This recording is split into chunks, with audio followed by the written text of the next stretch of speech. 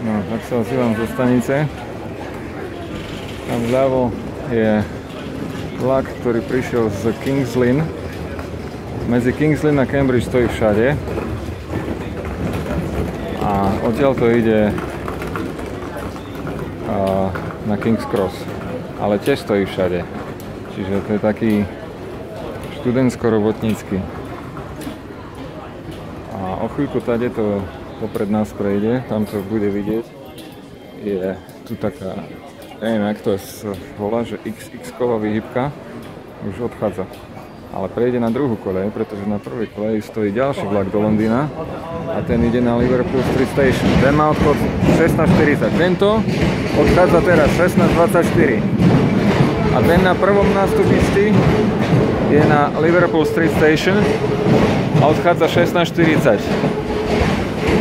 Aha, plný je jak, no, našlo by sa jedno miesto, dve.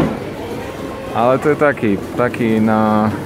taký, že aj v Haniske by stal, keby išiel z Prešova do Košic. Takže tento tu odíde o nejakých 16 minút. Najprv, keď som prišiel, boli tu len 4 vozne, ale potom tam z tej zadnej, teda z južnej strany, pripojili k nemu ďalšie 4. Tak tiež sa ráta asi s tým, že aj na Liverpool Street Station potrebuje byť vyššia kapacita.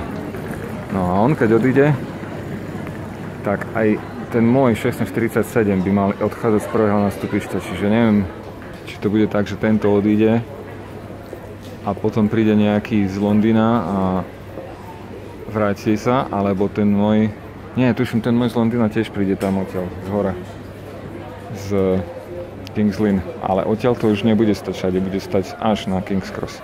Tam na ďalšie, na sedmičku, to je 7. nástupište, akorát niečo prišlo. To vyzerá na nejaký z Ipswicha asi. Ipswichi som nebol. Ipswich, tam som tiež nebol. Mohol by som sa asi vybrať, mohol by som si niekedy spraviť výlet, že Ipswich a Norwich.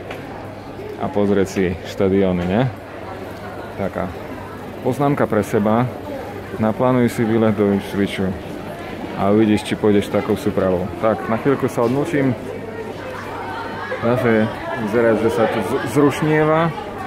A o chvíľku, keď henten sa vyprace, tak sa pôjdem pripraviť, aby som si tam nejaké schopné miesto našiel.